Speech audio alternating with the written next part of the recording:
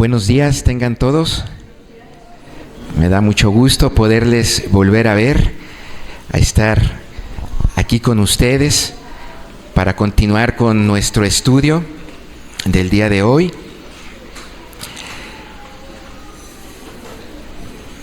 Creo que esta alabanza nos dejó ver que Dios es grande, ¿verdad? Que Dios es poderoso, que Dios es real, que Dios vive. Así es, hermanos, así es. Pues sean todos bienvenidos, aquí todos los presentes, amigos, invitados, familia, sean todos bienvenidos y por supuesto también las personas que nos acompañan en el internet también sean bienvenidas. Me gustaría hacer una oración para comenzar con nuestro estudio. Padre, queremos darte gracias por esta mañana, este día que nos has dado. Padre, gracias por la oportunidad de poder estar en este lugar, reunirnos, Señor, y abrir tu palabra. Señor, para aprender, para estudiarla, para darnos cuenta, Señor, de lo que tú quieres hablar a nuestras vidas. Hoy te pido, Padre, que tú estés entre nosotros, que tu Espíritu Santo nos ayude a comprender, a entender y a revelarnos en lo particular a la necesidad de nuestra vida acerca de tu palabra. Gracias, Padre, en el nombre de Jesús. Amén. Bien, estaba escuchando la alabanza, estaba contemplando las letras que decía y me acordé cuando era yo un niño, tenía 8 años, mi madre me inscribió a aquello que le llaman catecismo, para que yo pudiera hacer la primera comunión. Y platicando en esta semana con mi hermano consanguíneo, por alguna razón salía en la charla que le decía yo, ¿sabes, hermano, qué fue lo importante en mi vida que dejó el catecismo? A lo mejor, sí es cierto, nos enseñaron liturgia, nos enseñaron rezos, nos enseñaron algunas cosas ceremoniales, etcétera, etcétera. Pero hay algo que me dejó a los 8 años, cuando estudiaba el catecismo, y le decía, fue que me informaron que había un Dios. Fue que me hicieron ver que había un Dios Padre, Dios Hijo y Dios Espíritu Santo, y que se le llamaba la Trinidad. Le decía, eso para mí fue muy importante en mi vida. ¿Por qué? Porque me dejó ver que hay un Dios que es poderoso, que todo lo puede, y hay un Dios que es mi creador. Y hay un Dios que me ha dejado unos mandamientos, me ha dado una ley, y me ha dejado un texto para estudiar lo que es la Biblia. Me informaron que había un Dios y lo creí. Y lo vi un Dios digno de ser respetado, digno de ser obedecido. Y por ello, estimados todos, me gustaría que pudiéramos hacer énfasis en este texto que es el que hemos estado manejando en este ciclo, y poderlo hoy concluir acerca de los frutos de la carne que hemos estado platicando y todo ello. Miren, tienen en pantalla Apocalipsis 21:8 y dice así: pero los cobardes e incrédulos, los abominables y homicidas, los fornicarios y hechiceros, los idólatras y todos los mentirosos tendrán su parte en el lago que arde con fuego y azufre, que es la muerte segunda. Y bueno, hoy terminamos con la segunda parte de estudiar la cobardía, ¿verdad? Este pecado que está aquí enlistado, que es parte de los frutos de la carne, que expresa Gálatas, el libro de Gálatas, ahí en el capítulo 5, acerca de y cosas semejantes a estas, ¿verdad? Bien, yo les comentaba del catecismo. ¿Por qué? Porque cuando yo entendí que hay un Dios y que me enseña un texto como este, ¿saben? Yo lo creo. y debo de cuidar el no pecar y en no incurrir en este tipo de pecados que vienen en esta lista, en no incurrir en el pecado, en no tener un camino de pecado. ¿Saben por qué? Porque aprendí que hay un Dios y que Él es grande y poderoso y que Él es fiel y que sí me ama, claro que sí, pero también me pide obediencia, pero también quiere ver en mí una vida en santidad, una vida digna para estar con Él en aquellas moradas, como decía, cuando venga la nueva Jerusalén, cuando haya cielo nuevo y tierra nueva. Así que continuemos y hagamos un repaso muy rápido, una breve remembranza de lo que vimos la sesión pasada por aquellos que no pudieron estar. Pero hablamos de la cobardía en la siguiente lámina.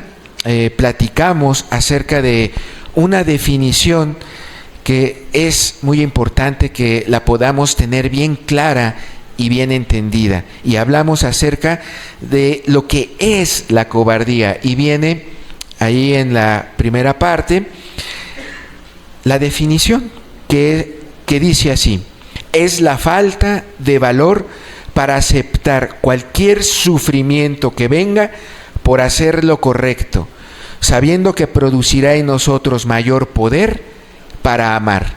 Y nos detuvimos, la sesión pasada nos detuvimos para poder entender de manera más específica cada una de estas palabras, ¿verdad?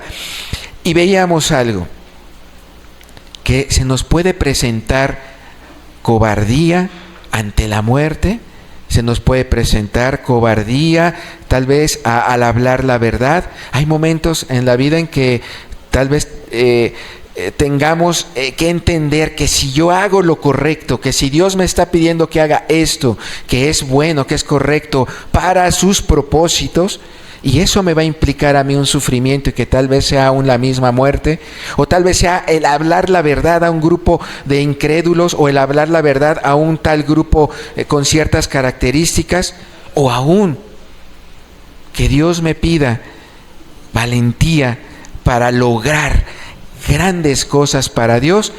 Estará en mi decisión hacerlo o no hacerlo. Y veíamos que precisamente el desobedecer a ese llamado que Dios me da en mi vida, cuando me está pidiendo algo para sus intereses, algo bueno, algo correcto, y yo no lo hago, a eso se le llama cobardía. Bien, en la siguiente lámina veíamos también otra definición similar y donde puntualizábamos que es importante que entendamos que necesitamos un llamado de parte de Dios, tenemos que tener un llamamiento de parte de Dios, saber qué Él nos pide para de nosotros tomar decisión y decir si sí lo hago o no lo hago. Y dice así la definición: cobardía es cuando usted sabe su llamamiento, cuando sabe lo que Dios demanda de usted y lo que tiene que hacer por Él, y nuevamente, por miedo a las consecuencias, no lo hace. Eso es cobardía, ¿verdad? Saber, claro que nosotros estamos enterados de consecuencias, y que esas consecuencias, como lo expresaba hace rato, puede ser un sufrimiento, puede ser el pasar por algún padecimiento, puede ser el aún enfrentarse a la muerte, estar en riesgo de muerte, ¿verdad? El enfrentarse a hablar la verdad y dar testimonio con nuestra propia vida de que amamos a Dios, y aún, como les decía hace un momento, para lograr grandes cosas para Dios. Puede ser un llamado también, y ha sido un llamado en la Escritura, lograr grandes cosas para Dios. Y hago este énfasis porque al final lo voy a retomar. Bien, en la siguiente lámina estudiábamos este pasaje acerca de los 2 espías, ¿verdad? Que fueron enviados para reconocer la tierra prometida, la tierra a la cual Dios les iba a dar al pueblo de Israel. Hicimos todo un estudio al respecto. Enseguida, en la siguiente lámina, si nos vamos hasta la siguiente lámina también, por favor, la otra. En la siguiente es el resumen ahí mismo, es el resumen de las anteriores. Hablamos, y esto a manera de repaso, hablamos acerca de lo que puede originar la cobardía. ¿Cuáles son las causas de la cobardía? Y nosotros platicamos que había 4 puntos importantes que te pueden llevar a un momento difícil y a un momento en donde tú vas a tener que tomar una decisión. Y el primero de ellos era de la incredulidad. Cuando se presenta incredulidad en nuestra vida, en esa eventualidad o en ese momento que se está viviendo, te puede llevar a la incredulidad. Cuando se presenta temor por la vida, también veíamos, era otra causal que te invita, te pone en tentación para que peques de cobardía. El tercer punto que veamos es temor a los otros, el miedo a los demás, la pena a los demás, es que me da pena con él o con ella o con tal persona. En un momento, en un caso así, veíamos, también es una situación de tentación donde le puede llevar a pecar de cobardía. Y finalmente, en el punto 4, veíamos que también existe un temor a los regentes, a las autoridades, tal vez a alguna persona de poder o a un grupo de poder, etc. Bien, esas son las causales de la cobardía. Y, perdón, en la siguiente lámina, por favor, vimos y estudiamos un acontecimiento que vivió Pedro en aquel día cuando toman preso a Jesús, ¿verdad? Bien, ahora sí, vamos a entrar en materia en la siguiente lámina, por favor. Y vamos ahora, en esta parte, a hablar acerca de eventualidades. En esta parte, lo que voy a hacer es tomar de la Escritura diferentes acontecimientos, diferentes relatos en donde vamos a poder ver la valentía de diferentes personajes y los momentos que se le presentaron en donde ellos tuvieron que decidir si lo hago o no lo hago, si me enfrento o no lo enfrento. Y bueno, son momentos que también nos pueden ocurrir a nosotros hoy en día. Lo hago así porque sé que al ratito, el día de mañana, usted va a salir a la calle, usted se va a convivir tal vez con personas en el trabajo, en la escuela, en otro lugar. Tal vez se va a enfrentar con personas difíciles de carácter, tal vez con personas de duro corazón, no sé, tal vez con personas que le ofendan inclusive, etcétera, etcétera, o tal vez con personas que le estén intimidando o con personas que les estén demandando, no lo sé, tantas cosas y tantas circunstancias que hay allá afuera, que es importante entonces ver diferentes acontecimientos que la Biblia nos deja para poder aprenderlos, para poderlos tener presentes precisamente en esas situaciones que usted va a vivir y que yo también voy a vivir. Tenerlos siempre presente. Mira, me acuerdo que platicamos de este personaje y ocurrió así, así, así, y me está ocurriendo algo parecido. Y entonces se prenda una alerta en usted, ahí en su conciencia, que diga, cuidado, no vayas a ser cobarde. Es importante entonces que pasemos por esta serie de relatos. Bien, en pantalla puse el nombre de la eventualidad, por así decirlo, y solo escribí el texto o el versículo principal.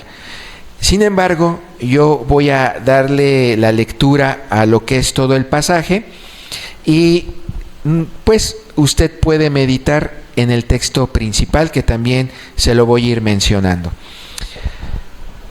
Bueno, ¿qué eventualidad, qué situación me puedo enfrentar? ¿Cuál es una de esas situaciones? Bueno, enfrentarme a mis enemigos, enfrentarme a algún enemigo que yo tenga.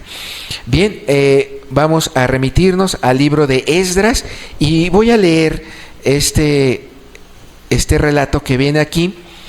En el capítulo 5, en el verso 3 del libro de Esdras, voy a leerlo y tal vez no está esto en la pantalla, si usted lo busca en su Biblia está bien, pero intentemos comprender cuál fue la problemática, cuál fue el contexto, de qué historia me está dando a conocer esto.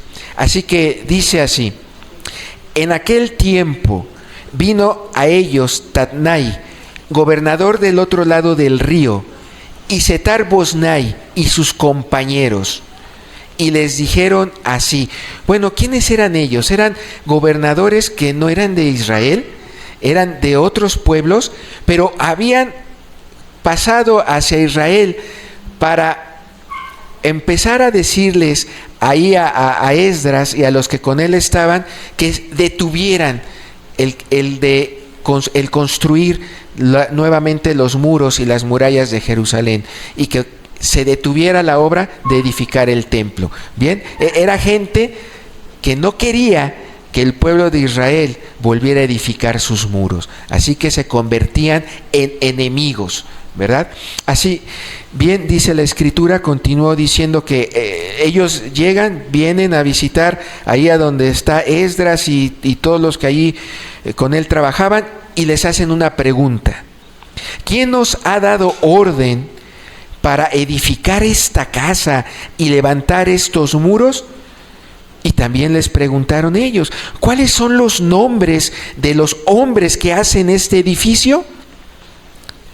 Mas los ojos de Dios estaban sobre los ancianos de Israel, y no les hicieron cesar hasta que el asunto fuese llevado a Darío, y entonces respondieron por carta sobre esto. Fíjense, ¿cuál es el problema aquí? Llegan ya enemigos.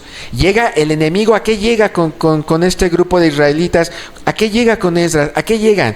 A hacerles unas preguntas, y son preguntas que tienen un tono de intimidación, ¿o no? O sea, eso de que lleguen y te pregunte otro gobernador de otro pueblo: ¿quién nos ha dado orden para edificar esta casa y levantar estos muros? O sea, ¿quién les dio orden? Como diciendo, ¿tendrán los permisos del rey Darío para que ustedes se hayan atrevido a construir estos muros de Jerusalén? ¿Es intimidatorio o no? Se convierten en enemigos, casi como diciendo: cuidado, porque si no los acuso con el rey Darío. Y recuerden que era Babilonia en ese momento el imperio que regía sobre gran parte de todas estas tierras en Medio Oriente, ¿verdad? Y fíjense la otra pregunta: ¿cuáles son los nombres de los hombres que hacen este edificio? O sea, como diciendo: a ver, dame tu nombre, a ver quién eres, quién es su líder, dame tu nombre, como diciendo: los voy a acusar con el rey Darío. ¿Se imagina una escena así ahora en su vida, ahora en su diario vivir? No es fácil.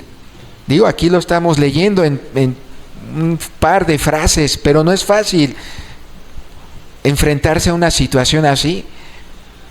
No es fácil que vengan gobernador ahí del otro lado del río, con ejército, tal vez con gente fuerte a caballo, para que te hicieran esta pregunta y te pusieran en un estado de intimidación. ¿Quién te dio permiso? Pero Esdras tenía un llamado y su gente con él estaba. Dios me mandó a edificar el muro.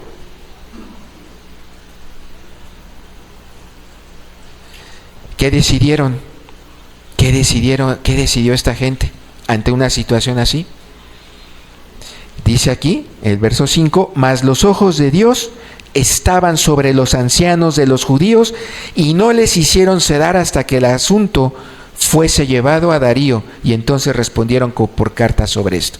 O sea, así haya venido el gobernador del otro lado o de otros pueblos, dice aquí que los ancianos de Israel, los ancianos de los judíos, no se doblegaron, se pusieron firmes y dijeron: si hemos de ir con Darío, vamos con Darío. Esa es la manera de actuar, de responder ante una eventualidad así que te puede llevar a cobardía. Pero tomaron una decisión. Bien, ese es algo que le puede estar a usted aconteciendo y puede tomar fortaleza precisamente de pasajes como este. Ahora bien, continuemos. Hay otra circunstancia que usted puede estar viviendo o pasando en estos días, en su diario vivir, y pueden ser batallas en su vida, batallas en su caminar. Y bueno, pues como algunos ya conocen, podemos remitirnos al libro de Primera de Samuel, en el capítulo 17, en aquellos tiempos cuando el famoso gigante Goliat estaba insultando al pueblo de Israel, ¿verdad? Y sale al encuentro aquel joven pastor llamado David, ¿verdad? Voy a leer el pasaje. Dice así, en el verso 21: y se pusieron en orden de batalla Israel y los filisteos, ejército frente a ejército. Entonces David dejó su carga en mano del que guardaba el bagaje y corrió al ejército, y cuando llegó preguntó por sus hermanos si estaban bien. Recuerden que en este pasaje el rey David todavía no era un rey, era un pastor que se dedicaba a cuidar las ovejas de su padre, y bueno, en ese momento él quiere visitar a sus hermanos que estaban enlistados, encuadrados en el ejército de Israel, y que estaban haciendo guardia ante los filisteos, que entre los filisteos se paraba ese gigante llamado Goliat para insultar al pueblo de Israel, y más que eso, para insultar al Dios vivo de Israel.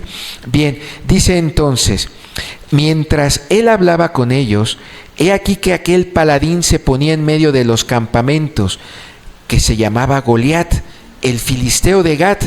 Salió de entre las filas de los filisteos y habló las mismas palabras, y las oyó David. Y todos los varones de Israel que veían a aquel hombre, observen esta frase y este cuadro, en el verso 24. Y todos los varones de Israel que veían a aquel hombre, o sea, aquel gigante, aquel Goliat, huían de su presencia y tenían gran temor. Y cada uno de los de Israel decía: ¿no habéis visto aquel hombre que ha salido? Él se adelanta para provocar a Israel. O sea, el ejército de Israel que estaba con Saúl, dice aquí, tenían miedo de ese gigante. Cuando salía ese gigante y le veían su espada y le veían su escudo, tenían miedo. Dice aquí, a tal grado que huían de su presencia, ¿verdad? Es una batalla. Nosotros hemos sabido y entendido que este texto nos lleva mucho a comprender que hay gigantes en nuestra vida que vencer. Hay batallas que vencer. Hay situaciones muy difíciles y complejas que debemos de vencer, porque hemos sido llamados a vencerlas, porque Dios está con nosotros, porque Él ha dicho en el Evangelio que Jesús estaría con nosotros hasta el fin de los días. Pero son batallas que hay que vencer. La pregunta es, ¿y en la batalla que usted está enfrentando actualmente, qué actitud está teniendo ante ello? ¿Está huyendo como huyeron estos del ejército? ¿O la está enfrentando con esa credibilidad de Dios como la tenía este pastor David? Bueno, es una decisión de usted. Está este pasaje para que lo recordemos que cuando se nos presente esa batalla o cuando tengamos que salir allá para enfrentar un gran problema del tamaño y más grande del tamaño del gigante Goliat, tomemos una decisión de valentía y no de cobardía. ¿Sí? ¿Vamos claro? Bien.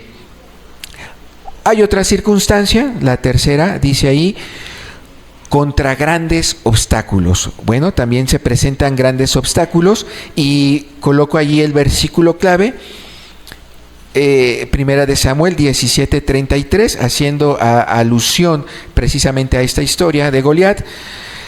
Dijo Saúl a David: no podrás ir contra aquel filisteo. Recuerden que David se acerca a Saúl y le dice: yo quiero ir con él, pero tú, siendo un pequeño joven pastor, ¿cómo quieres enfrentar a ese gigante? Entonces, fíjense la respuesta de Saúl. Dijo Saúl a David: no podrás tú ir contra aquel filisteo para pelear con él, porque tú eres muchacho y él un hombre de guerra desde su juventud. ¿Qué estaba haciendo allí el rey Saúl? Lo estaba desanimando. El rey Saúl ahí estaba actuando como un gran obstáculo para ese deseo y anhelo de este pastor David de querer salir a pelear contra ese filisteo. Porque David brotó de su corazón un celo por Dios, de decir: a Dios, al Dios santo, al Dios de Israel, a ese Dios que a mí se me informó y que yo quise buscar y conocer, que es grande y poderoso, a ese Dios no se le insulta. ¿Verdad? Bueno, cuando se presenten obstáculos para la obra que Dios te está pidiendo, o para que tú quieras corregir tu hogar, o usted desee hacer un buen propósito, o mejorar o restaurar algo en su vida, en su hogar, en su trabajo, arreglar algo, y se presentan obstáculos, acuérdese de esto, de este texto. El rey Saúl fue un obstáculo para ese pastor David, para ese valiente de David. Pero recuerde, obedezca el llamado que Dios le da en su corazón y lo va a vencer. Recuerde este texto y recuerde que eso es un obstáculo, y hágalo a un lado como lo hizo David. Lo hizo a un lado y dijo: yo bajo porque Dios está conmigo. Bien, pasemos a otra circunstancia, otra situación. Se puede usted encontrar contra grandes rivales, algo similar a los gigantes, a los problemas, grandes situaciones. Se puede enfrentar usted a grupos que sean rivales para usted. Puede estar usted tal vez viviendo una situación de rivalidad con tal vez alguna institución que no le está haciendo justicia, o que le está haciendo algo injusto, etcétera, etcétera. Bien, para esto tomo aquel pasaje que viene en el libro de Jueces y donde se habla acerca de Gedeón. Dice así, voy a leerlo, capítulo 7 del libro de Jueces, verso 2. Dice: levantándose pues de mañana Jerobal, el cual es Gedeón, y todo el pueblo que estaba con él, acamparon junto a la fuente de Harod, y tenía el campamento de los madianitas al norte, más allá del collado de Moré, en el valle. Recuerden que en esta escena el pueblo de Israel en tiempos de los jueces estaba siendo muy oprimido por los filisteos. Los filisteos, cuando querían, llegaban a los cultivos de los israelitas y les quitaban el fruto, les quitaban el trigo, se lo robaban, hacían lo que querían. Los filisteos estaban haciendo lo que se les antojaba en gana con los israelitas. Y no había ya un rey como el rey David que fuera y los defendiera. Pero Dios en su misericordia levantó a personas como Gedeón, ¿verdad? En un contexto así, en una situación difícil, porque eran el ejército filisteo que se estaba aprovechando que estaba haciendo lo que quería con el pueblo de Israel, vejaciones, etcétera, etcétera. Bien, y dice el verso 2, y Jehová, es un llamado que hace Jehová, le dice a Gedeón, y Jehová dijo a Gedeón, el pueblo que está contigo, es mucho para que yo entregue a los madianitas en su mano. No sea que se alabe Israel contra mí diciendo, mi mano me ha salvado. Ahora pues, haz pregonar en oídos del pueblo diciendo, quien tema y se entremezca, madrugue y devuélvase desde el monte de Galad. Y se devolvieron de los del pueblo 22,000 y quedaron 10,000. Bien, ¿qué está haciendo aquí Dios?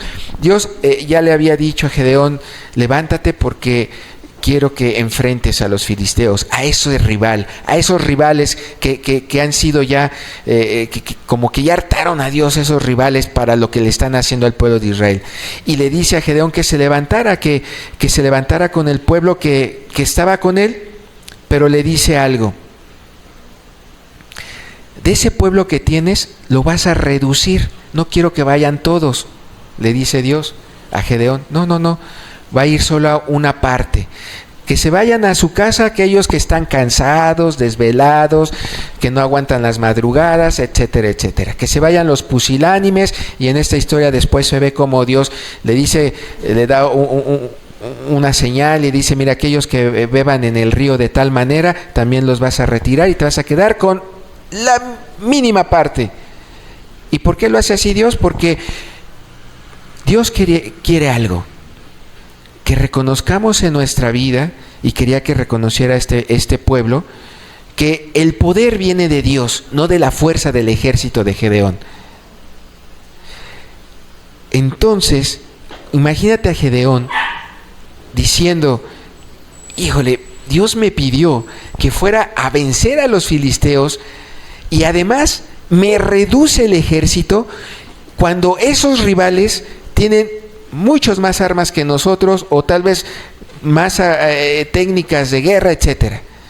Y Dios me reduce el ejército que tenía para luchar contra el mismo pueblo de los filisteos. Díganme si no se pone uno en temor, le empieza a dar uno nervios, situación difícil. Díganme si no. Una situación así puede llevar a alguien a botar la toalla, a decir, hasta aquí quedó, ya no quiero más.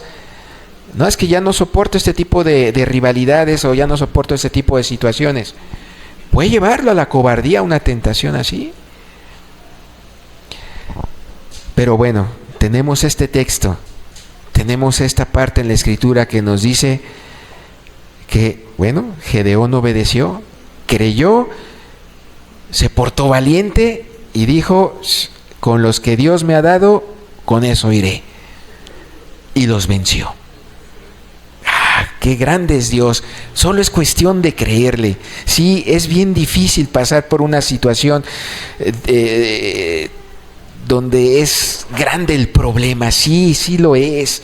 Pero aquí la Escritura nos enseña algo, que de verdad desde nuestro corazón podamos decir, Dios me va a ayudar. Y creerle a Dios, creerle, porque todos pasamos por situaciones bien complicadas.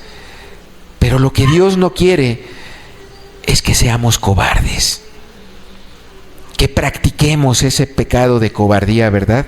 No quiere eso Dios. Bien, en el verso 12 que viene allí en la pantalla, lo leo y dice, y los madianitas, los amalecitas y los hijos de Oriente estaban tendidos en el valle como langostas en multitud, y sus camellos eran innumerables, como la arena que está a la ribera del mar en multitud. Fíjense la descripción que hace la Biblia de cómo veía Gedeón, de cómo veía esos ejércitos a los ejércitos de Madián. Cómo veía Israel a los ejércitos de Madián. Vean esa descripción, no es nada fácil, no son rivales fáciles, pero los vencieron. Gedeón con el poder de Dios, los venció. Bien, vamos a otra siguiente situación que nos puede acontecer, el que seamos amenazados, ¿verdad?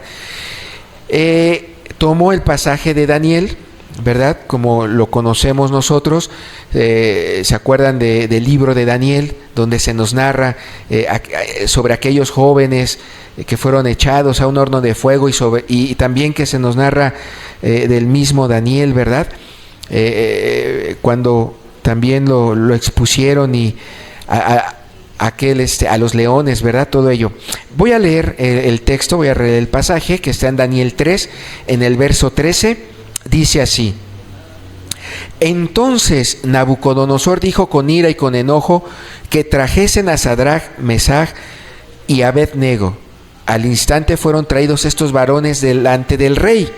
Habló Nabucodonosor y les dijo: Es verdad, Sadrach, Mesach y Abed-nego, que vosotros no honráis a mi Dios, ni adoráis la estatua de oro que he levantado.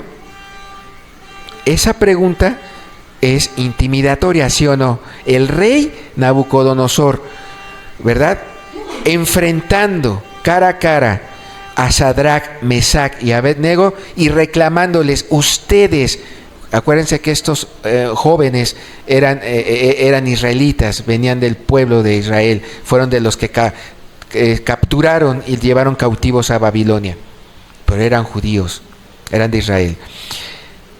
Ellos sabían que la ley de Dios decía que no te ibas a inclinar a ninguna imagen. La ley de Dios ellos ya la habían aprendido, y no te inclinarás a imagen hecha a cualquier imagen, no te inclinarás a los dioses de las otras tierras, sino que comprende que solo hay un Dios, y es un Dios verdadero cuyo nombre es Jehová.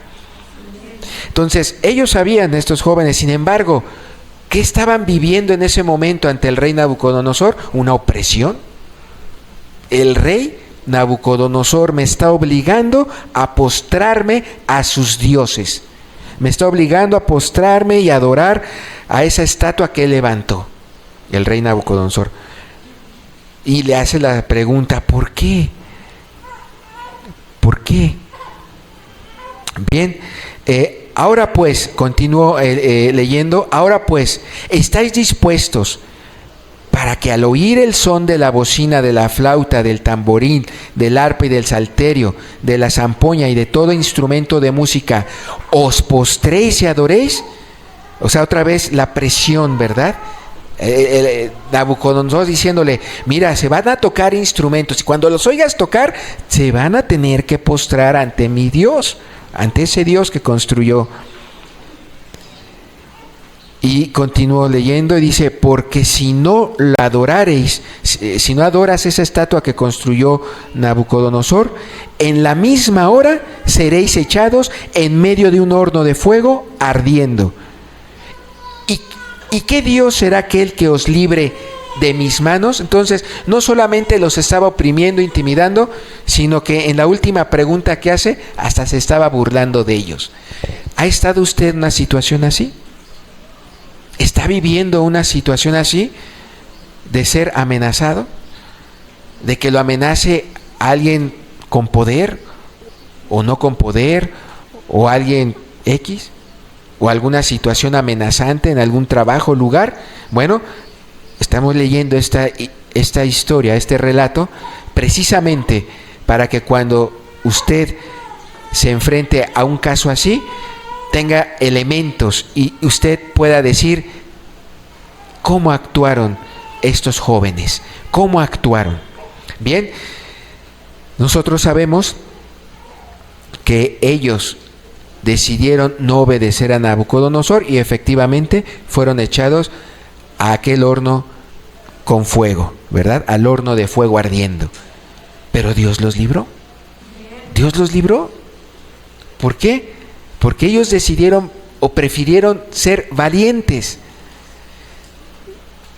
Prefirieron no acobardarse ante la presión de ese hombre haya sido un rey o no ha sido un rey, cualquiera que te presione y te pida hacer algo en contra de los mandamientos de Dios, no sea cobarde, sea valiente. Dios puede darle la mejor solución, y aún una solución tan admirable que dejó ver que el Dios verdadero era el Dios de Israel. Bien, bueno, puede usted también padecer alguna otra situación, como el ser intimidado, que es el siguiente punto. Y continúo con la historia de Daniel. Ahora voy a leer el capítulo 6 del verso, en el verso 1, y continuemos en el mismo relato, en el mismo libro. Dice: pareció bien a Darío, ahora ya es Darío, ya no era Nabucodonosor, tiempo después viene Darío. Pareció bien a Darío constituir sobre el reino 120 sátrapas que gobernasen en todo el reino, y sobre ellos 3 gobernadores, de los cuales Daniel era uno. O sea, fíjense, el rey Darío, rey de Babilonia, se fijó en ese joven llamado Daniel. Daniel le llamó la atención y lo iba a poner sobre uno de sus 3 gobernadores principales de todo el reino. Continúo leyendo: a quienes estos sátrapas diesen cuentas para que el rey no fuese perjudicado. Pero Daniel mismo era superior a estos sátrapas y gobernadores, porque había en él un espíritu superior. O sea, estaba con él ¿quién? Dios. Bien, y el rey pensó en ponerlo, o sea, el rey Darío pensó en ponerlo más bien ya no como un gobernador, sino más bien a gobernar todo el reino. Entonces los gobernadores y sátrapas, o sea, esos que trabajan en la misma corte, esos que están, esos compañeros que también están buscando los puestos más altos del gobierno, etcétera, etcétera, esos gobernadores y sátrapas buscaban ocasión para acusar a Daniel en lo relacionado al reino, mas no podían hallar ocasión alguna o falta, porque él era fiel, y ningún vicio ni falta fue hallado en él, o sea, en Daniel. Hombres que se les presenta la envidia, ¿verdad? Hombres que están buscando a ver cómo hacerte tropezar, hacerte caer. ¿Ha estado usted en una situación así? Es difícil pasar una situación así, donde ya no es una persona o dos, o ya no es, con todo respeto y dignidad, pero aquella persona que tal vez vende en algún puesto o algo, porque a lo mejor tú eres un empresario o tienes un trabajo mucho más grande. No, o sea, es una situación que se presenta en donde hay personas de poder, hay personas que pueden mover cosas, que pueden influenciar en otras, que pueden influenciar en instituciones, como diríamos aquí en México, que pueden estar apalancadas, que tengan un padrino, etcétera, etcétera, pero que quieren tirarte, te quieren hacer a un lado, te quieren quitar de la jugada, y utilizan lo que se le llama la intimidación. Es difícil estar en un caso así, de verdad. No porque leamos ahorita yo tal vez de manera rápida este relato, o sea, lo vea sencillo. No, es bien difícil estar en una situación así. Sientes opresión, te intimidan. ¿Qué hicieron estos hombres? Estos hombres hicieron un escrito para decirle al rey Darío que todo aquel que, igual nuevamente atacando por el lado espiritual, ¿verdad? En este caso a Daniel, similar a como lo atacaron a sus amigos Mesac, Sadrach, ¿verdad? Y Abednego, que aquel que no se postrara y adorara a ese Dios de Babilonia fuera echado, ahora en este caso, con los leones. Igual, estaban buscando una manera de cómo tirar a Daniel estos sátrapas, esta gente política. Pero Daniel no se dejó llevar por una situación así, no se dejó intimidar, no se venció, no se rindió, pese a que ahí existía la tentación de que se volviera cobarde. Pero no lo hizo. ¿Por qué? Porque él sabía nuevamente que Dios estaba con él. Es importante entonces, y vamos observando esto, que tenemos que tener certeza, todos, estimado, todos, tenemos que tener certeza de que Dios está con nosotros. Porque si no, si va a ser tiro por viaje, cobarde, cobarde, cobarde. Bueno, continúo leyendo. Entonces dijeron aquellos hombres: no hallaremos contra este Daniel ocasión alguna para acusarle, si no la hallamos contra él en relación con la ley de su Dios. La manera de atacar a un cristiano siempre va a ser a través de destruir la relación con su Dios, con Dios. Es lo que hace el enemigo. Observemos, es lo que hace el enemigo. Y en este caso, llevarlo a una intimidación. ¿Para qué? Para que cayera en cobardía. Pero bueno, no fue así. Dice el verso 10.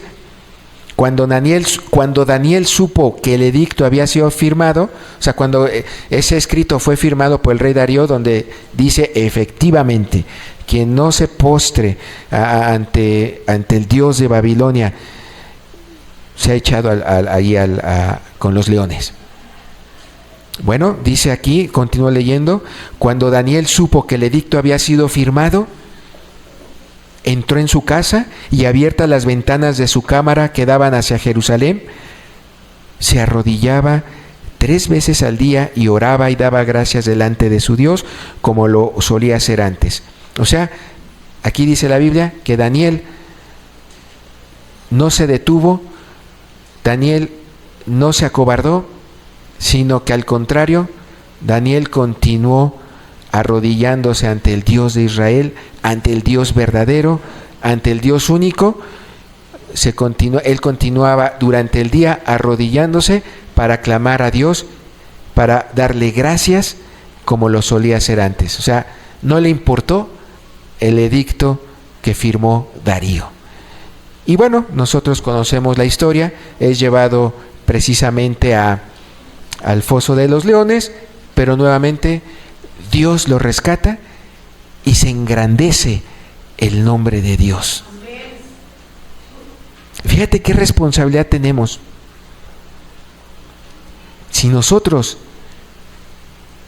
estamos convencidos de que Dios está a nuestro favor, nuestro testimonio va a ser tan importante que se va a engrandecer el nombre de Dios en esta sociedad en la que vivimos.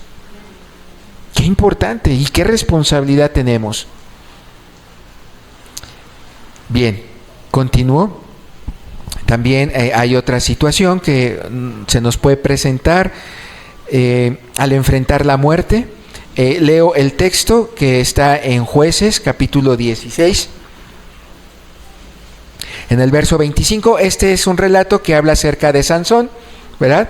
Aquel que tenía el cabello largo y se lo dejaba largo porque dice la Biblia que cuando él tenía el cabello largo, Sansón tenía muchísima fuerza, era muy fuerte. Y él mismo destruyó ejércitos de los filisteos con su fuerza.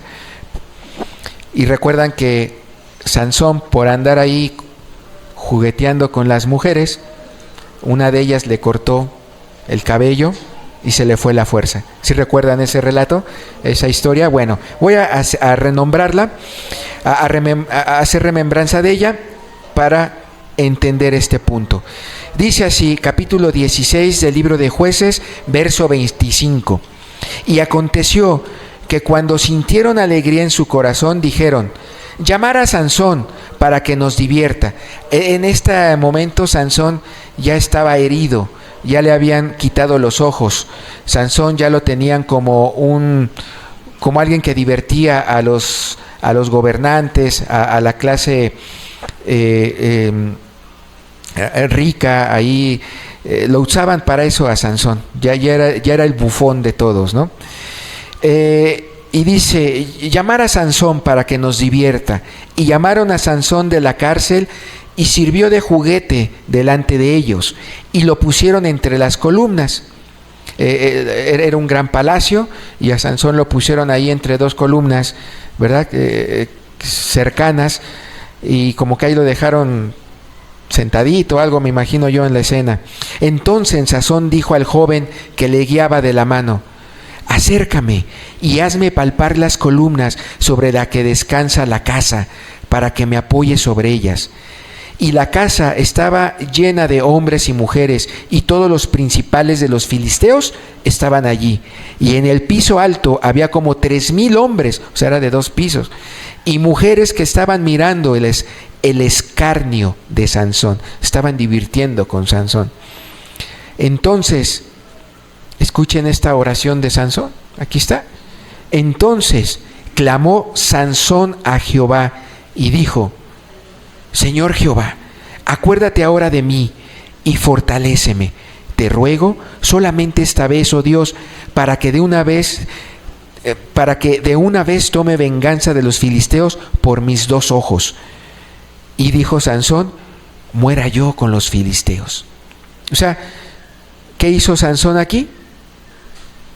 Ya no le importó su vida con tal de que fuera reivindicado el nombre de Dios ante ese pueblo de los filisteos. De por sí, Sansón ya había dado un mal testimonio, ya lo tenían ahí de bufón cuando él era un hombre, un juez en el pueblo de Israel, fuerte, poderoso, destruyó ejércitos, y ahora lo tenían como un bufón.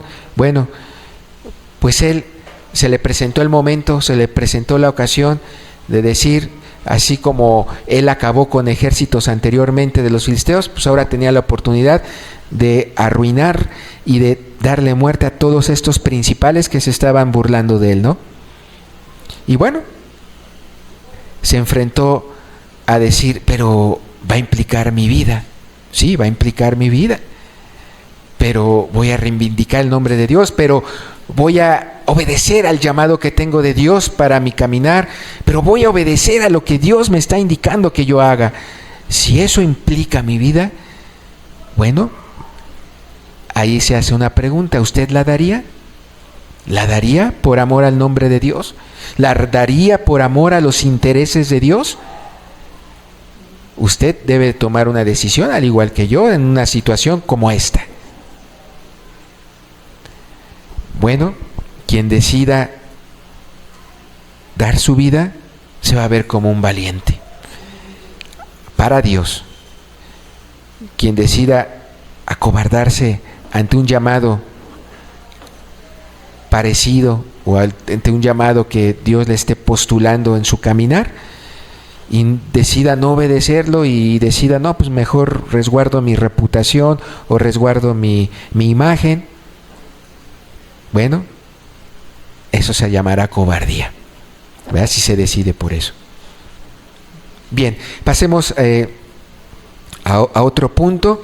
Viene ahí una situación en la juventud. A veces hay personas, o puede haber jóvenes, bueno, aquellos que están en la juventud, muchas veces a ciertos jóvenes, jovencitas o algo, el hecho de ser joven le causa, pues, no admiración, sino como desprecio, rechazo, desprecio. Ay, ¿por qué soy joven?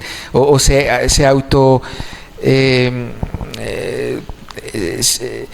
autodenigran, se autodescalifican, ¿verdad? No, es que soy joven y no puedo hacer eso. No, soy joven y sí, tal vez yo pueda hacer esto para Dios, pero no puedo porque estoy muy joven.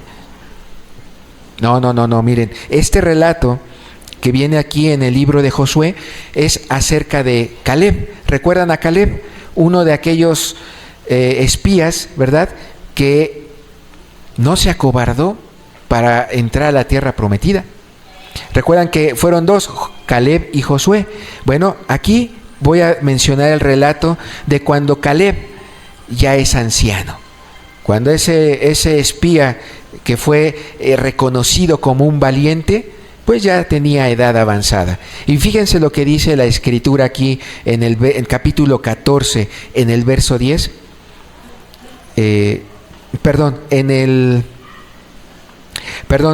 en el punto de la juventud, ya me distraje, estoy en el punto de la juventud cuando le estaba comentando que un joven puede sentirse menos por ser joven. Voy a leer el libro de Samuel, primera de Samuel, capítulo 14. El relato de Caleb es para el siguiente punto, una disculpa. Voy a leer el libro de Samuel, primera de Samuel, y dice así. Este pasaje es cuando habla de Jonatán. ¿Quién fue Jonatán? El mejor amigo de David, ¿verdad? Bien, y dice así. Dijo pues Jonatán a su paje de armas: ven, pasemos a la guarnición de estos incircuncisos. Quizá haga algo Jehová por nosotros, pues no es difícil para Jehová salvar con muchos o con pocos. Observemos las palabras y la frase de este joven llamado Jonatán. ¿Qué estaba pasando en este momento? Estaba sucediendo que Saúl tenía al ejército de Israel y pues como todo, ¿no? Lo tenía preparado, lo tenía allí en las tareas, en las labores de todo ejército, de estar custodiando, tener mucho cuidado, estar cuidando las fronteras, etcétera, etcétera, contra los filisteos. Y en una de esas, Jonatán, estando acompañando a su padre a ese ejército, dice la Biblia que le dice a su paje de armas, imagínate, un paje de armas, otro jovencito como él, ¿no? Un joven, o sea, edad de juventud. Jonatán y su paje de armas dice: ven, vamos, como que se zafan del ejército de su padre Saúl y se van así como cuando un joven tiende a ser explorador, ¿verdad? Y entonces dice: ya están los filisteos, vamos, los vamos a atacar. Pero iban ellos dos solos, Jonatán y el paje de armas. ¿Qué te deja ver esto? La valentía que había en Jonatán, siendo muy joven. O sea, esto es para los muchachos, los jovencitos, las jovencitas. No te sientas mal por ser joven. Al contrario, este pasaje existe porque aquí vemos cómo este joven fue valiente. Y voy a volver a leer el texto. Le dice a su paje de armas: ven, pasemos a la guarnición de estos incircuncisos, o sea, de esos filisteos. Quizá haga algo Jehová por nosotros, pues no es difícil para Jehová salvar con muchos o con pocos. Bueno, acordémonos, jóvenes, de este pasaje, de estas palabras, porque Dios te puede usar para ser fuerte y para enfrentar grandes cosas en el camino de Dios. Bien, ahora sí, pasemos a la siguiente parte. Ahora, en la vejez, muchos, así como un joven les comentaba hace ratito, también un anciano, alguien ya de edad, puede decir: no, pues ya yo ya grande de edad, ya qué puedo hacer, ya no soy para esto. No. Veamos lo que dice Caleb, cómo se condujo Caleb. Percibamos en este pasaje cuando Caleb era de edad avanzada. Dice así, capítulo 14 del libro de Josué, verso 10. Ahora bien, Jehová me ha hecho vivir, como él dijo, estos 45 años desde el tiempo que Jehová habló estas palabras a Moisés cuando Israel andaba por el desierto. Y ahora, he aquí, hoy soy de edad de 85 años. O sea, un hombre ya de 85 años. Todavía estoy tan fuerte como el día que Moisés me envió. ¿Cuándo lo envió Moisés en aquel día? ¿A qué lo envió? A espiar la tierra, ¿se acuerdan? Todavía estoy tan fuerte como el día que Moisés me envió. ¿Cuál era mi fuerza entonces? Tal es ahora mi fuerza para la guerra, y para salir y para entrar. Dame pues ahora, le dice a Josué, le está diciendo Caleb a Josué, Josué, dame pues ahora este monte, del cual habló Jehová aquel día, porque tú oíste en aquel día que los anaseos están allí, y que hay ciudades grandes y fortificadas. Quizá Jehová estará conmigo, y los echaré como Jehová ha dicho. Josué entonces le bendijo, y le dio a Caleb, hijo de Jefoné, a Hebrón por heredad. O sea, ¿qué está pasando aquí? A un hombre anciano llamado Caleb le está diciendo a Josué, mira, dame ese monte, dame ese monte. ¿Qué significa dame ese monte, dame esa tierra, dame toda esa porción, eso que se ve hacia allá, lo que le llaman aquí Hebrón? Bueno, ¿qué significa eso? Que Caleb quería esa tierra, quería ese monte para irlo a conquistar. Quería esa tierra, ese monte, quería ir hacia allá porque había todavía pueblos que no eran de Israel, que no eran israelitas. Había pueblos cananeos que faltaban de conquistar, que faltaban por sacarlos de la tierra prometida. Y dice Caleb, dame Josué esa tierra porque aún tengo fuerza para ir a pelear. ¡Wow! ¿Qué dices? No, y tenía 85 años. ¿Qué vemos aquí? Vemos una actitud de valentía. ¿Sí o no? Vemos una actitud nada apocada. Pues él ya podía haber dicho, no, ya a mi edad, ahorita llegan 2, 3, me dan espadazos y aquí quedé, ¿no? Y se pudiera haber acobardado. Pero no, él sabía que Jehová había dicho que ellos iban a tener la tierra. Y lo creyó. ¿Lo creyó? Bien. Para los que ya están en una edad así, observen estas palabras de Caleb. Mucho ánimo porque hay todavía mucho por hacer en el reino de Dios. No se acobarden, no se acobarden. Háganlo, hagan conforme al llamado que Dios les esté dando. Bien. Vamos a leer las siguientes 3 en la siguiente lámina, por favor. Otra situación que puede presentarse es ante un rey, ¿verdad? Ante una autoridad, ante una persona de poder. Usted ahí en su diario vivir se le puede acontecer que tenga que enfrentar, dar argumentos contra un gran personaje, o puede enfrentarse a darle a conocer el evangelio a una gran autoridad, a un hombre o mujer en un puesto de rango, etcétera. Y bueno, cuando se nos presenta una situación así, no nos acobardemos, no nos dé pena, no, porque veamos la historia, en este caso de la reina Esther. Usted ubica a la reina Esther, ¿no? ¿Recuerdan, pues, qué sucedió en el tiempo de la reina Esther? Bueno, que se promulgó un edicto, nuevamente, por parte del rey, ¿verdad?, para que destruyeran al pueblo de Israel, para que se hiciera una guerra en un tal día, y en ese tal día se levantaran en armas ese pueblo en contra de Israel y lo destruyera, ¿verdad?, en tiempos del rey Artajerjes.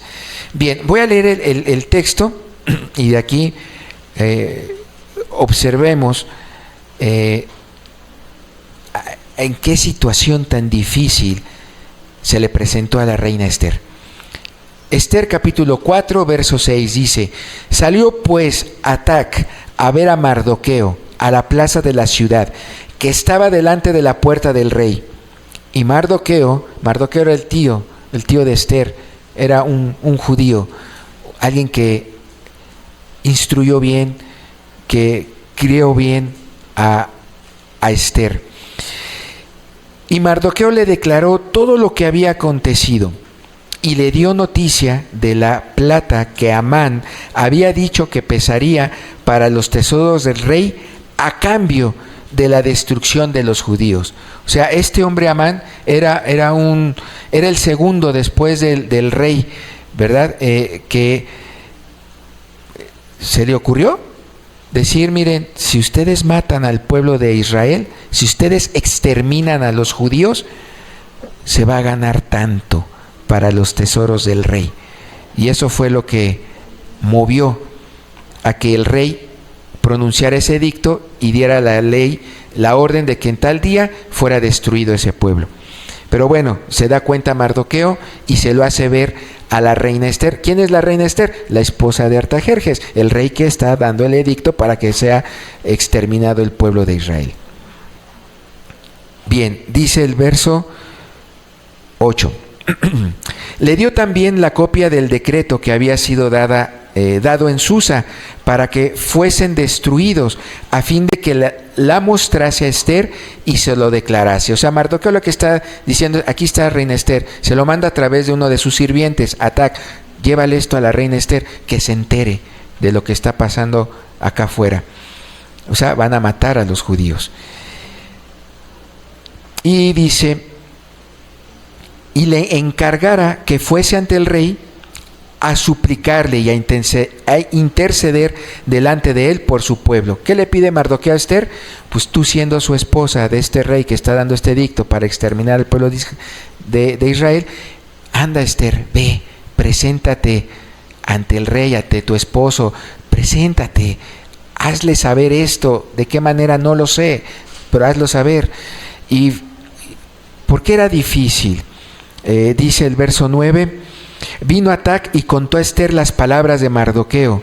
Entonces Ester dijo a Atac que le dijere a Mardoqueo, todos los siervos del rey, el pueblo de las provincias del rey, saben que cualquier hombre o mujer que entra en el patio interior para ver al rey sin ser llamado, una sola ley hay respecto a él, ha de morir, salvo a aquel a quien el rey extendiese el cetro de oro, el cual vivirá. Y yo no he sido llamada para ver al rey en estos 30 días. Vean qué situación tan difícil. Ella, aunque fuera esposa del rey, había una ley en ese imperio, que nadie se podía así ponerse delante del rey sin autorización de él, y el que lo hacía era condenado a muerte, a menos que el rey levantara su cetro y le dijera, perdonado estás. ¿Y qué le estaba diciendo Mardoqueo a la reina Ester? Tienes que ir delante de él para hacer algo. Hay que salvar al pueblo, que no ocurra esto. O, sí, bueno, sabemos que ocurrió, pero hubo alternativas, ¿verdad? Bueno, dice el verso 16, continúa la historia y dice, y entonces entraré al ver al rey, aunque no sea conforme a la ley. Estas son palabras de Ester. Ella se convence después de todo, entiende el llamado de Dios para su vida, y dice la reina Ester, entonces, está bien, entraré a ver al rey, aunque no sea conforme a la ley de ese imperio. Si perezco, que perezca, ¿no? Ella sabía, si el rey no me extiende su cetro y ahí muero, ni me he de morir. Pero lo hizo, no se acobardó. ¿Estamos de acuerdo? Entonces, cuando estemos ante una autoridad, o si usted está pasando está atendiendo un problema ante una autoridad o un hombre de posición, etcétera, etcétera, no se acobarde cuando Dios le dé un llamado y le pida que deba de atender algo. Algo por amor a su nombre, algo por amor a sus intereses. ¿Estamos de acuerdo? ¿Sí se va entendiendo? Bien. Me apuro. Vamos al siguiente punto. Cuando hay crisis morales. ¿Qué pasó aquí? Les explico rápidamente. Son esos momentos cuando usted en su vida, en su diario vivir, se presenta en que está viendo corrupción usted, tal vez en su hogar, entre sus hijos, está viendo cosas incorrectas que se hacen moralmente hablando, es que están haciendo mal esto, es que se está quebrantando la ley de Dios, es que Dios dijo esto y aquí en mi casa o aquí en mi trabajo se hace lo contrario. Yo sé que no se debe de robar, pero yo estoy viendo a mi compañero de al lado que lo está haciendo. Cuando hay circunstancias así y Dios te marca y te dice, háblale, llámalo y dile que está haciendo mal. Bueno, a eso se le llaman circunstancias o una eventualidad de crisis morales. Esto sucedió en el libro, en un relato ahí en Nehemías, ¿verdad? En Nehemías, cuando Nehemías se da cuenta de varias cosas que en esa construcción de los muros y del templo y todo ello, se empezaron a dar cosas, detalles no correctos ante los ojos de Dios, de desobediencia ante la ley, ante los mandamientos que Dios había dado a Moisés, al pueblo en Deuteronomio. Todo eso lo vio Nehemías, y voy a leerles el texto. Dice, Nehemías capítulo 13, verso 1, del 1 al 31, pero voy a leer solamente algunos. Cuando oyeron pues la ley, separados de Israel a todos los mezclados con extranjeros. Bueno, aquí lo coloqué de esta manera. ¿Qué vio Nehemías en ese pueblo que estaban construyendo y en esa misión que tenían de la reconstrucción de los muros? Dice que aquí en el verso 3 que Nehemías cuando oyó la ley y observó que separados de Israel había gente del pueblo de Israel mezcladas con extranjeros, o sea, gente que se había casado con otras personas que no eran de su pueblo de Israel, ¿sí? Dios en el Deuteronomio había dicho que solamente un varón o una mujer se casaran con los de su mismo pueblo, que no, Dios no permitía que se casaran con extranjeros. Dios no permitía que se casaran con otros pueblos. Y bueno, resulta que lo que ve aquí Nehemías era precisamente eso, que ya había una mezcla entre extranjeros, israelitas, que se habían casado unos entre otros, y eso era una crisis moral. También se ve aquí en el verso 7, dice, y entonces supe del mal que había hecho Eliasib. Este es otro punto. Eliasib era un sacerdote. Dice, supe del mal que había hecho Eliasib por consideración a Tobías, haciendo para él una cámara en los atrios de la casa de Dios. ¿Qué pasó aquí? Nehemías también vio y dijo, ay, es que este sacerdote le dio prioridad a este Tobías, y este Tobías ni siquiera es de los levitas ni nada, es uno que anda por allá, y porque tuvo parentesco con la hija de este sacerdote, le dio autorización de meter sus cosas al templo. Ay, híjole, ¿no? O sea, ¿qué pasó allí? Había una cosa desordenada, incorrecta, y estaba quebrantándose la ley de Dios. Bien, otro punto, en la ley, en el verso 10 dice, encontré asimismo que las porciones para los levitas no les habían sido dadas, y que los levitas y cantores que hacían el servicio habían huido cada uno a su heredad. O sea, no se le estaba dando lo que le correspondía a los levitas, ¿verdad? Ahí hay injusticia, ahí hay desorden. Y en aquellos días, leo ahora el verso 5, otro punto, y en aquellos días vi en Judá algunos que pisaban en lagares en el día de reposo, y que acarreaban haces y cargaban asnos con vino, y también de uvas, de higos y de toda suerte de carga, y traían a Jerusalén en día de reposo. Recordemos que cuando en aquel tiempo también Dios había dicho que se guardase el día de reposo, que se guarde el día de reposo, y aquí lo estaban quebrantando en aquel tiempo. Y dice, y los amonesté acerca de aquel día en que vendían las provisiones. También había en la ciudad tirios que traían pescado y toda mercadería, y vendían en día de reposo a los hijos de Judá en Jerusalén. Y es que en los 10 mandamientos, ¿qué dice? No harás trabajo alguno, ¿verdad? El día de reposo. Guardarás el día de reposo. Y aquí lo estaban quebrantando. Nehemías se da cuenta de eso. Entonces, fíjense los tantos puntos que Nehemías vio que se estaban quebrantando de la ley de Dios, que se estaban no haciendo bien. Había una crisis moral en ese tiempo. ¿Y qué pasó ahí? ¿Se acobardó Nehemías para tenerles que reprender? Pues no. No, nosotros conocemos que él se paró firme y habló al pueblo y les empezó a decir estos puntos delante de ellos y les dijo así, así, así, y a partir de ahorita se va a hacer así. Eso es valentía. Defender lo que es correcto, lo que ante los ojos de Dios. Como decía la definición, ¿verdad? Yo tengo un llamado para hacer lo correcto delante de Dios. Pero hay circunstancias, y si por esas circunstancias que no me son agradables no lo hago, me convierto en cobarde. ¿Recuerdan la definición? Muy importante que la tengamos presente. Bien, leo otro punto. Ok, el reprender. También cuando, en este caso Pablo, ve que Pedro hace algo incorrecto, aquí en el libro de Gálatas nos deja ver un poquito lo que sucedió con Pedro. Pedro había caído en una situación de hipocresía. Pedro cayó en una situación de hipocresía y Pablo se dio cuenta de ello. Y que por ser Pedro un apóstol, Pablo no lo iba a reprender.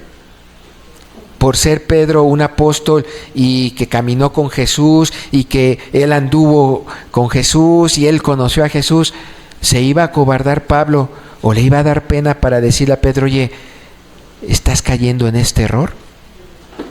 Bueno, en este pasaje vemos la valentía de Pablo, cómo reprendió a Pedro cuando vio algo mal, ¿verdad? Porque Pedro hizo algo mal. Voy a leerlo y escuchémoslo y veamos, observemos que son situaciones difíciles. No es fácil a veces reprender a un ministro o a alguien de buena consejería o alguien que pudiera ser que pudiera tener mayor sabiduría que tú, etcétera, etcétera. Pero Dios marca que lo hagas cuando te das cuenta de ello. Te lo pone aquí en el corazón. Ve y dile. Claro, hay que utilizar del respeto y todo, pero hazlo. No porque sea Pedro un apóstol, Pablo se retractó de hacerlo. No. Bien, lo leo. Dice Gálatas capítulo 2, verso 11. Pero cuando Pedro vino a Antioquía, le resistí cara a cara, porque era de condenar. Pues antes que viniesen algunos de parte de Jacobo, comía con los gentiles, pero después que vinieron, se retraía y se apartaba, porque tenía miedo de los de la circuncisión. Y en su simulación participaban también los otros judíos, de tal manera que aún Bernabé fue también arrastrado por la hipocresía de ellos. ¿Cuál fue el pecado ahí? La hipocresía. ¿Y quién lo vio? Pablo. ¿Y quién lo tenía que reprender? Pablo. ¿Quién tenía que ser valiente? Pablo. Y bueno, cuando nos toque una situación así, no nos acobardemos, ¿verdad? Dice entonces, pero cuando vi que no andaban rectamente conforme a la verdad del Evangelio, dije a Pedro delante de todos, si tú siendo judío vives como los gentiles y no como judío, ¿por qué obligas a los gentiles a judaizar? Nosotros, judíos de nacimiento y no pecadores de entre los gentiles, sabiendo que el hombre no es justificado por las obras de la ley, sino por la fe de Jesucristo, nosotros también hemos creído en Jesucristo para ser justificados por la fe de Cristo y no por las obras de la ley, por cuanto por las obras de la ley nadie será justificado. Bueno, esa es la reprensión que Pablo le da a Pedro, como diciéndole, recuerda Pedro, que Cristo lo que nos enseñó ya no es a que somos salvos por cuántas obras hacemos, sino por el amor y porque hayamos creído en Cristo, porque nos hayamos arrepentido de nuestros pecados por amor a Jesús. Esa es ahora la salvación. ¿Estamos de acuerdo? Bien. Finalmente, tomo la última circunstancia o eventualidad en la siguiente lámina. Con esta terminamos, pero es muy importante, porque aquí voy a hacer algunos énfasis. Y aquí me gustaría que todo esto que aprendimos, la definición, lo que estuvimos señalando, ahora lo concentremos aquí. Miren, hay una circunstancia que muchos vamos a enfrentar, podemos estar enfrentando, o ya la hemos enfrentado. Y dice, al predicar a Cristo, predicar a Jesús. En el libro de Hechos, Pedro y Juan se enfrentan a un pueblo ya después de que Cristo partió, ya después de que Cristo fue crucificado y todo ello. Y Pedro y Juan y los demás apóstoles se enfrentaron a un pueblo que tenía que ser enseñado y que se le tenía que seguir dando testimonio de que Jesús era el Señor, era el Mesías, de que Cristo era el único camino de salvación, cosa que a los judíos les caía muy mal. Pues ustedes saben que quién fue quien mandó a la cruz a Cristo, el sumo sacerdote. ¿De quién? De la religión de los fariseos, ¿verdad? Bien, voy a leer este texto y veamos el denuedo de Pedro cuando expresa el evangelio a ese pueblo judío, pese a que había fariseos que pese al poco tiempo de que Cristo lo habían crucificado, y en un ambiente donde, pues si tiene poco que a Cristo crucificaron, esta religión de los fariseos, saduceos, etcétera, están oprimiendo al pueblo de que no se hable el nombre de Cristo. Bueno, Pedro lo predica. Observemos en el libro de Hechos capítulo 3, leo algunos versículos solamente, y dice: y teniendo asidos a Pedro y a Juan el cojo que había sido sanado, todo el pueblo atónito concurrió a ellos al pórtico que se llama de Salomón. Viendo esto, Pedro respondió al pueblo, y aquí viene su discurso. Dice: varones israelitas, ¿por qué os maravilláis de esto? ¿O por qué ponéis los ojos en nosotros como si por nuestro poder o piedad hubiésemos hecho andar a este? Ellos habían sanado a un cojo y el pueblo se había admirado. Y entonces aquí empieza el discurso de Pedro, diciéndoles: no se maravillen de esto. O sea, ¿qué somos nosotros hombres, no? Seres humanos, ¿sí? Continúo en el verso 13. El Dios de Abraham, el Dios de Isaac y de Jacob, el Dios de nuestros padres, ha glorificado a su Hijo Jesús. Fíjate, ahí le declara al pueblo: el Dios de nuestros padres fue el que sanó a este cojo. No fue Pedro ni fue Juan, fue Jesús, fue Cristo. Le está dando gloria a Dios en medio de estas circunstancias que yo les digo, en medio de un pueblo, de una religión de fariseos que ya habían matado a Jesús. Y Pedro se atreve a decir al pueblo judío: fue Cristo quien lo sanó. ¿Hay ahí o no hay valentía? Sí, ¿verdad? Estaba proclamando el evangelio, Pedro. Y continuó: ha glorificado a su Hijo Jesús, a quien vosotros entregasteis y negasteis delante de Pilato cuando éste había sido resuelto ponerle en libertad. Mas vosotros negasteis al santo y al justo, y pedisteis que se os diese un homicida, y matasteis al autor de la vida, a quien Dios ha resucitado de los muertos, de lo cual nosotros somos testigos. Y por la fe en su nombre, a este que vosotros veis y conocéis, le ha confirmado su nombre, y la fe que es por él, ha dado a este para completa sanidad en presencia de todos vosotros. Vean qué discurso de Pedro, qué palabras, qué atrevimiento dirían, ¿no? Pero estaba diciendo la verdad, y era un llamado que Dios le había puesto a predicar el evangelio. Ahora, esta es una situación en la que nosotros podemos tener, y también la oportunidad para preguntarnos: ¿cómo estoy con Dios? ¿Cómo estoy ante Dios? Y me gustaría que en este momento, estimados todos, reflexionáramos. Para predicar el evangelio se requiere estar bien con Dios. Para dar buen testimonio de la palabra de Dios, para dar buen testimonio de que amas a Jesús, de que crees en Dios, tienes que ser una persona que ya lo haya conocido, que ya haya experimentado el amor de Dios, que ya haya experimentado la salvación. Y entonces redirecciono esta pregunta a todos aquellos que en su reflexión o aquí en su conciencia saben que no se han puesto a cuentas con Dios. Yo les diría ahora, o les preguntaría, ¿por qué? ¿Por qué? Si reflexionamos en todo lo que hablamos acerca de este pecado de la cobardía, podemos entender hoy nosotros, en este tiempo, que Jesucristo fue crucificado y fue resucitado.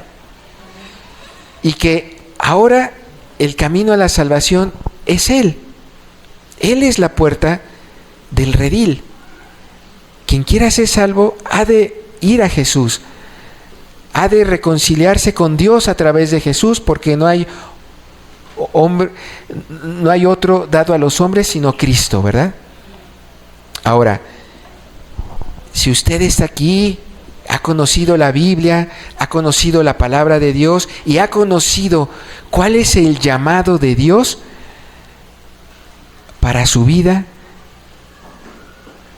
entonces le pregunto, ¿cómo está ahora? ¿Cómo está su vida? ¿Cómo está caminando? ¿Ya es usted salvo? ¿Ya está usted perdonado por Dios? ¿Ya está usted reconciliado con Dios? Mire, le voy a leer rapidísimo así un texto aquí en la Escritura. ¿Ha usted entendido, todos los que estamos aquí, todos los presentes y allá en el internet, que dice la Escritura en Isaías 55? Deje el impío su camino y el hombre inicuo sus pensamientos, y vuélvase a Jehová, ¿verdad? Vuélvase a Jehová, el cual tendrá de él misericordia, y al Dios nuestro, el cual será amplio en perdonar. A ver, ¿todos entendimos lo que dice la Escritura? Lo que nos dice el profeta Isaías, lo que nos deja Dios en su palabra, que nos dice a todos, todo, deje el impío su camino, deje el impío su camino, y el hombre inicuo sus pensamientos, o sea, deje de pecar. Dios ha sido un llamado para todos, para mí, para todo aquel que se ha querido acercar a Dios, ha sido un llamado. Deja tu camino de pecado. ¿Lo estamos entendiendo aquí? ¿Sí? Y ahora dice, y vuélvase a Jehová. O sea, vuélvete a Dios. Hoy a quién nos volvemos? A Cristo. Hoy a quién tendríamos que buscar? A Jesús. Hoy en quién tendríamos que creer? En Jesús. ¿Por qué? Porque Él fue crucificado y Él fue resucitado para perdón de nuestros pecados. ¿Sí? Ok. Y dice aquí la Biblia, el cual tendrá de Él misericordia. O sea, si uno se acerca a Dios, si uno busca a Dios, dice aquí la Escritura, Dios tendrá misericordia. Y Dios será amplio en perdonar. ¿Lo cree o no lo cree? Y si lo cree, le pregunto, ¿está usted ya perdonado por Dios? Y si usted, no me conteste nadie para nada, pero si usted dice que no, yo le preguntaría, ¿por qué? Si usted ya sabe el llamado, usted ya sabe el llamado de Dios para la humanidad, para todos nosotros, para cada uno de nosotros, ¿cuál es el llamado de Dios? Vuélvase a Jehová, deje el pecado y vuélvase a Dios para que sea perdonado. Y si no está perdonada su vida, o si su vida aún usted no está en salvación, ¿por qué? ¿Por qué? ¿Qué dice la definición de cobardía? Tengo un llamado de Dios, conozco que puede haber circunstancias si yo me vuelvo a Dios, conozco que esas circunstancias pueden ser sufrimientos, padecimientos, aún mi propia vida. La pregunta es, ¿me voy a acercar a Dios? ¿Voy a dejar mi camino de pecado? ¿Voy a seguir a Jesús? Porque ese es el llamado que ya tengo aquí. Ya tengo el llamado de parte de Dios. Ahora es mi decisión. ¿Lo voy a hacer o no lo voy a hacer? Y si no lo hago, ¿no será eso cobardía? ¿No será eso un pecado de cobardía? ¿No vendrá acaso de alguno de esos 4 puntos que vimos, que puede ser la incredulidad o el temor al hombre, el temor a una persona o el temor a la autoridad? Si usted no se ha salvado, pese a que ya sabe el mandamiento, el ofrecimiento que está aquí de Dios, ¿no será por una cuestión de cobardía? ¿No será por temor al hombre que usted no se acerca a Dios? O tal vez sea esa incredulidad, entonces no está creyendo en Dios. Entonces cuando yo leo este texto de Isaías 55:7 o leo el texto de Efesios 4:22 que dice: en cuanto a la pasada manera de vivir, despojaos del viejo hombre que está viciado conforme a los deseos engañosos. Si la Biblia me está diciendo, quita ese viejo hombre, deshazte de eso, busca a Dios, y lo estoy escuchando de parte de Dios en la Escritura y no lo hago, entonces es o porque usted no lo cree, no lo está creyendo. Entonces eso es incredulidad y eso está grave. No creerle a Dios está grave. O es cobardía. ¿Por qué? Porque si usted no ha sido salvo o salva pese a todo esto, si no se ha acercado a Dios y no se ha humillado para pedirle perdón: Dios, hice esto, cometí esto aquí, límpiame, sálvame, creo en ti, estaré dispuesto a dar mi vida a ti. Si usted no ha entregado su vida a Dios, ¿será por pena a alguien de su familia? ¿Será por pena al jefe de su trabajo? ¿Será por temor a que le van a quitar el puesto que tiene? ¿O será por miedo a que un familiar le quite la casa o lo deje vivir ahí? No lo sé, no sé en qué circunstancias esté usted viviendo, pero lo que sí sé es que si después de todo este estudio, de todo este análisis, de todo lo que hemos venido estudiando acerca de los frutos de la carne, usted no ha dejado el camino de pecado, no se ha vuelto a Dios, no le ha entregado su vida a Él, déjeme decirle que entonces eso es un pecado de cobardía. Hay un pecado de cobardía allí. Y entonces, ¿qué va a suceder? ¿Qué leímos en Apocalipsis? Que los cobardes no entrarán en el reino de los cielos. Los cobardes no van a heredar la ciudad santa, no van a estar en la presencia de Dios. La pregunta es, ¿lo cree? ¿O tampoco cree ese verso? ¿O tampoco cree Apocalipsis? ¿Tampoco lo cree? ¿Por qué no se ha salvado? ¿Por qué? Todo este estudio fue para demostrarle que hay valientes y hay cobardes. Todo este estudio fue para demostrarle que tomar una decisión personal de decirle a Dios: quiero darte mi vida a ti y que tú la gobiernes, requiere valentía. Y el que continúe en su situación similar a la de hace unos días anteriores y continúe en esos pecados, en esos frutos de la carne que ya estudiamos, y si está usted continuando en eso, esa es una clara manifestación de un cobarde. De un cobarde, así literal. Y yo sí creo Apocalipsis. Y yo sí creo que la palabra de Dios, al decirme los cobardes no entrarán en el reino de los cielos, que los cobardes estarán en el lago que arde con fuego, yo lo creo así. Y eso le va a acontecer al cobarde. Y si yo estuviese en una postura así, de verdad, creo que sería más terrible estar en un caso así y no atenderlo que en todos los otros Goliaths que pudiera haber en mi vida. ¿Sí me doy a entender? ¿Sí queda claro? Digo esto porque de verdad quiero que lo reflexione y que atienda la palabra de Dios con solemnidad, con el peso que se debe de atender. Porque estos días son días peligrosos, son días, el mundo cada vez aumenta más en maldad. Los que se pierden más horrendamente todavía.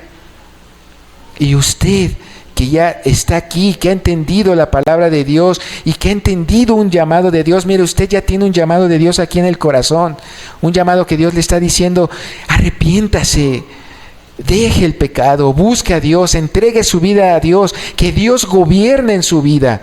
Ya tiene ese llamado. Solo tome una decisión, solo tome una decisión. No se vaya por el camino de la cobardía.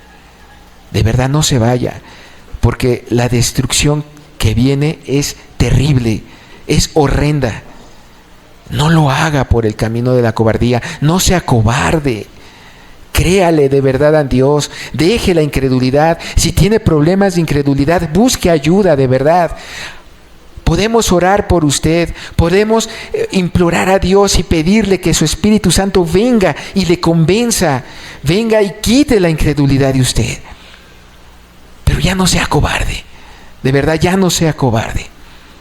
Mejor ser valiente.